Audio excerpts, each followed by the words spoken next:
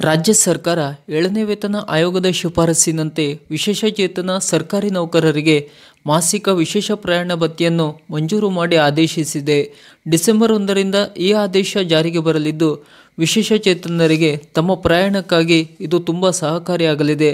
ಸರ್ಕಾರ ಹೊರಡಿಸಿರುವ ವಿಶೇಷಚೇತನ ನೌಕರರ ಪ್ರಯಾಣ ಭತ್ಯೆ ಆದೇಶದ ವಿವರ ಹೀಗಿವೆ. ಈ ಕುರಿತು ಕರ್ನಾಟಕ ರಾಜ್ಯಪಾಲರ ಆದೇಶಾನುಸಾರ ಮತ್ತು ಅವರ ಹೆಸರಿನಲ್ಲಿ ಉಮಾ ಕೆ. ಸರ್ಕಾರದ ಜಂಟಿ ಕಾರ್ಯದರ್ಶಿ, ಆರ್ಥಿಕ ಇಲಾಖೆ ಆದೇಶವನ್ನು ಹೊರಡಿಸಿದ್ದಾರೆ.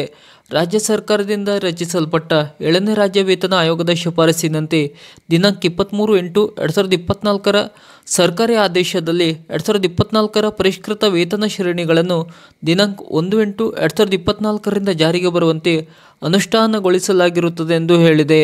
ರಾಜ್ಯ ಸರ್ಕಾರದ ವಿಶೇಷಚೇತನ ನೌಕರರುಗಳಿಗೆ ಪ್ರಯಾಣ ಭತ್ಯೆ ಮಂಜೂರಾತಿ ಕುರಿತಂತೆ ಪ್ರಸ್ತುತ ಚಾಲ್ತಿಯಲ್ಲಿರುವ ಪದ್ಧತಿಗೆ ಕೆಲವು ಬದಲಾವಣೆಗಳನ್ನು ಮಾಡಲು 7ನೇ ರಾಜ್ಯ ವೇತನ ಆಯೋಗವು ಶಿಫಾರಸು ಮಾಡಿರುತ್ತದೆ ಮತ್ತು ವಿಶೇಷಚೇತನ ನೌಕರರುಗಳಿಗೆ ಪ್ರಸ್ತುತ ಚಾಲ್ತಿಯಲ್ಲಿರುವ ಮೂಲ ವೇತನದ 6% ಪ್ರಯಾಣ ಭತ್ಯೆ ಸೌಲಭ್ಯವನ್ನು ಮುಂದುವರಿಸಲು ಸಹ ಆಯೋಗವು ಶಿಫಾರಸು ಮಾಡಿರುತ್ತದೆ ಎಂದು ಆದೇಶದಲ್ಲಿ ತಿಳಿಸಲಾಗಿದೆ.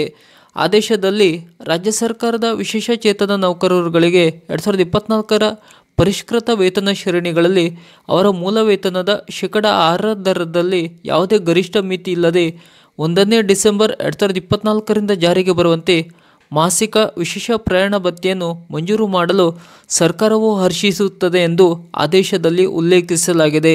ಈ ವಿಶೇಷ ಭತ್ಯೆ ಮಂಜೂರಾತಿಯ ಉದ್ದೇಶಕ್ಕಾಗಿ ಅಂಗವಿಕಲತೆ ಎಂದರೆ ಅದು ವಿಶೇಷಚೇತನರ ಹಕ್ಕುಗಳ ಅಧಿನಿಯಮ 2016ರಲ್ಲಿರುವಂತೆ ಇರತಕ್ಕದ್ದು ಮತ್ತು ಅದರಂತೆ ಅರ್ಥೈಸಿಕೊಳ್ಳತಕ್ಕದ್ದು. ಅದರಂತೆ ಅಂಧ ಮತ್ತು ಚಲನವಲನ ವೈಕಲ್ಯತೆಯುಳ್ಳ ಹಾಗೂ ವಾಕ್ ಮತ್ತು ಶ್ರವಣ ವೈಕಲ್ಯತೆಯುಳ್ಳ ನೌಕರರನ್ನು ಒಳಗೊಂಡಂತೆ ರಾಜ್ಯ ಸರ್ಕಾರದ ಎಲ್ಲ ವಿಶೇಷಚೇತನ ನೌಕರರುಗಳ ದಿನಾಂಕ 1/12/2024ರಿಂದ ಜಾರಿಗೆ ಬರುವಂತೆ ಈ ಸೌಲಭ್ಯವನ್ನು ಪಡೆಯಲು ಅರ್ಹರಿರುತ್ತಾರೆ ಎಂದು ತಿಳಿಸಿದೆ.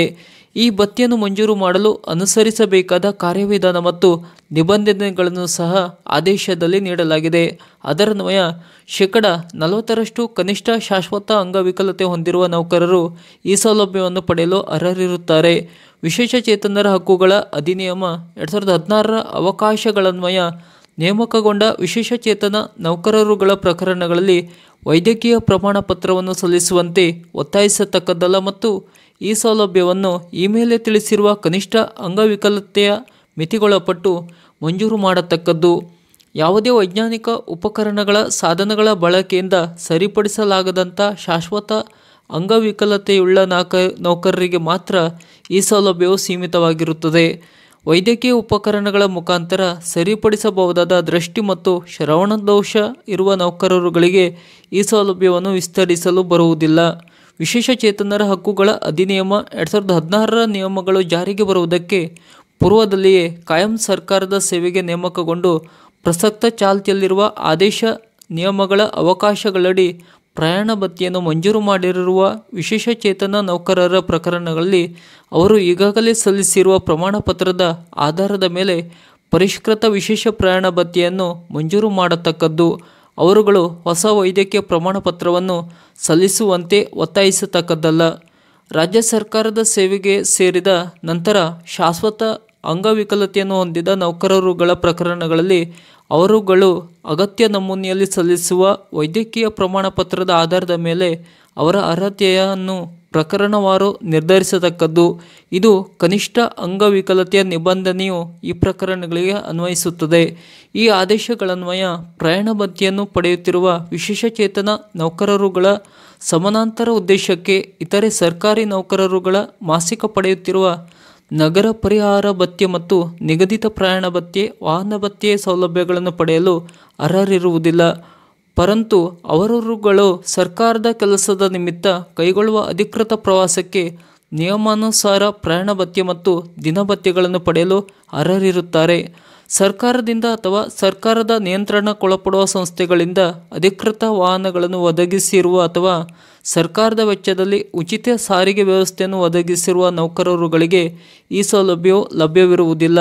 ಈ ಆದೇಶದನ್ವಯ ಪಾವತಿಸಲಾಗುವ ಪ್ರಯಾಣ ಭತ್ಯೆಯ ಸೌಲಭ್ಯವು ನೌಕರನ ನಿರ್ದಿಷ್ಟ ಕಾಯಂ ಸೇವಾವಧಿಗೆ ಸೀಮಿತವಾಗಿರುತ್ತದೆ. ಸರ್ಕಾರವು ವೆಚ್ಚದಲ್ಲಿ ಉಚಿತ ಸಾರಿಗೆ ವ್ಯವಸ್ಥೆಯನ್ನು ಒದಗಿಸುವ ನೌಕರರುಗಳಿಗೆ ಈ ಸೌಲಭ್ಯವು ಲಭ್ಯವಿರುವುದಿಲ್ಲ. ಈ ಆದೇಶದನ್ವಯ ಪಾವತಿಸಲಾಗುವ ಪ್ರಯಾಣ ಭತ್ಯೆಯ ಸೌಲಭ್ಯವು ನೌಕರನ ನಿರ್ದಿಷ್ಟ ಕಾಯಂ ಸೇವಾವಧಿಗೆ ಸೀಮಿತವಾಗಿರುತ್ತದೆ ಮತ್ತು ನಿವೃತ್ತ ನೌಕರರುಗಳ ಪ್ರಕರಣಗಳಲ್ಲಿ ಇದು ಅನ್ವಯಿಸುವುದಿಲ್ಲ. ಪ್ರಯಾಣ ಭತ್ಯೆಯನ್ನು ಕ್ರಮಬದ್ಧಗೊಳಿಸುವ ಕುರಿತು ಸಮುಚಿತ ನಿಯಮ ಆದೇಶಗಳಲ್ಲಿನ ಇತರೆ ನಿಬಂಧನೆಗಳು ಮುಂದುವರೆದು ಅನ್ವಯಿಸುತ್ತದೆ ಮತ್ತು ಅದು ಅನ್ವಯಿಸುವ ಸೇವಾ ನಿಯಮಗಳಲ್ಲಿ ನಿಗದಿಪಡಿಸಿರುವ ನಿಬಂಧನೆಗಳ ಪೂರೈಕೆಗೆ ಒಳಪಟ್ಟಿದೆ. ಸಂಬಂಧಿಸಿದ ಇಲಾಖೆಗಳ ಮುಖ್ಯಸ್ಥರುಗಳು ಈ ಸೌಲಭ್ಯವನ್ನು ಮಂಜೂರು ಮಾಡಲು ಸಕ್ಷಮ ಪ್ರಾಧಿಕಾರಿಗಳಾಗಿರುತ್ತಾರೆ. ಆದರೆ ಈಗಾಗಲೇ ಮಂಜೂರು ಮಾಡಿರುವ ಪ್ರಕರಣಗಳಿಗೆ ಪುನಃ ಇದನ್ನು ಅನ್ವಯಿಸಲು ಮಂಜೂರು ಮಾಡಲು ಅಗತ್ಯವಿರುವುದಿಲ್ಲ. ಈ ಸೌಲಭ್ಯಗಳ ಹಕ್ಕು ಸ್ಥಾಪನೆಯ ಬಗ್ಗೆ ನೌಕರರ ಅರ್ಹತೆ ಕುರಿತಂತೆ ಯಾವುದೇ ವ್ಯಾಜ್ಯ, ವಿವಾದಿತ ವಿಷಯಗಳು ಉದ್ಭವಿಸಿದಲ್ಲಿ ಅದು ಸಂಬಂಧಿಸಿದ ಇಲಾಖಾ ಮುಖ್ಯಸ್ಥರ ಅಂತಿಮ ನಿರ್ಧಾರಕ್ಕೆ ಒಳಪಟ್ಟಿರುತ್ತದೆ. ರಾಜ್ಯ ಸರ್ಕಾರದ ಅಧೀನಕ್ಕೊಳಪಡುವ ಸ್ಥಳೀಯ ಸಂಸ್ಥೆಗಳು, ನಿಗಮ ಮಂಡಳಿಗಳು, ಸ್ವಾಯತ್ತ ಸಂಸ್ಥೆಗಳು ಮತ್ತು ವಿಶ್ವವಿದ್ಯಾಲಯಗಳ ವಿಶೇಷಚೇತನ ನೌಕರರುಗಳಿಗೂ ಈ ಆದೇಶವು ಅನ್ವಯಿಸುತ್ತದೆ. ಸಂಬಂಧಿಸಿದ ಆಡಳಿತ ಇಲಾಖೆಗಳು ಈ ಕುರಿತಂತೆ ಸೂಕ್ತ ಆದೇಶಗಳನ್ನು ಹೊರಡಿಸತಕ್ಕದ್ದು.